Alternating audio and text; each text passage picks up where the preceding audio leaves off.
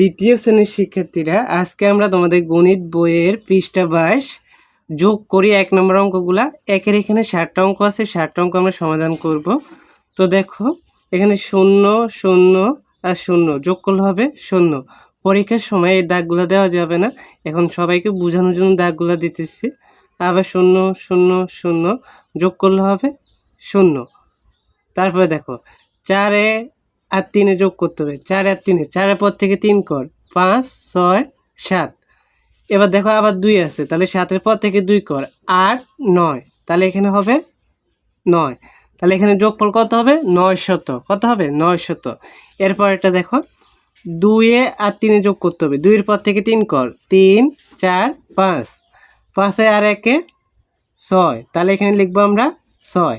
এরপর দেখো 2 2 2 এর পর থেকে 2 কর, 3 4, 4 এর সাথে আবার 2 কর, 5 6, তাহলে এখানে লিখতে হবে আবার 6। আবার দেখো আবার 2 আর 1 3, 3 এর পর থেকে 3 কর, 4 5 6, তাহলে এখানে হবে 6। তাহলে এখানে যোগফল হবে 666।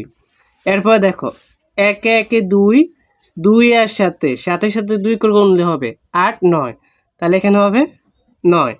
তারপরে 5 আর 0 যোগ করলে 5, 5 এর সাথে 4 যোগ করতে হবে, 5 এর পর থেকে 6 7 8 9, তাহলে এখানে হবে 9। তারপরে 2 আর 4 হচ্ছে 2 এর পর থেকে 4 কর, 3 4 5 6, 6 আর 1 হচ্ছে 7, তাহলে এখানে হবে 7। তাহলে এখানে হবে 799।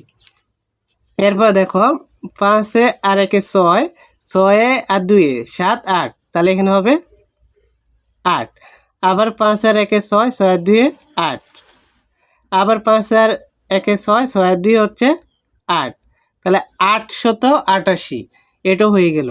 এরপরে 5 নম্বরটা দেখো 1 আর 4 এর সাথে 1 যোগ করলে হবে 4 এর পরে 1 5, 5 আর 2 6 7, তাহলে এখানে বসাতে হবে 7। অবশ্যই এখানে সংখ্যা নিচে সংখ্যা বসাইতে হবে। তারপরে 3 আর 1 4, 4 এর সাথে 5 করে গুনতে হবে, 4 এর পর থেকে 5 6 7 8 9, তাহলে আমরা এখানে লিখব 9। এরপর 3 আর 2, 3 এর পর থেকে 2 কর, 4 5, 5 এর সাথে আরও 3 কর, 6 7 8, তাহলে এখানে হবে 8 897। এরপর দেখো 0 আর 3 যোগ করলে হবে 3, 7 আর 1 হবে 8, 6 আর 1 হবে 7। এরপরে দেখো 5 আর 1 6, 6 এর পর থেকে 2 কর, 7 8, তাহলে এখানে বসাতে হবে 8। তারপরে 5 এর সাথে 3 কর, 6 7 8, তাহলে এখানে বসাতে হবে 8। 4 এর সাথে 5 কর, 4 এর পর থেকে 5 কর, 5 6 7 8 9, তাহলে এখানে লিখতে হবে 9 988।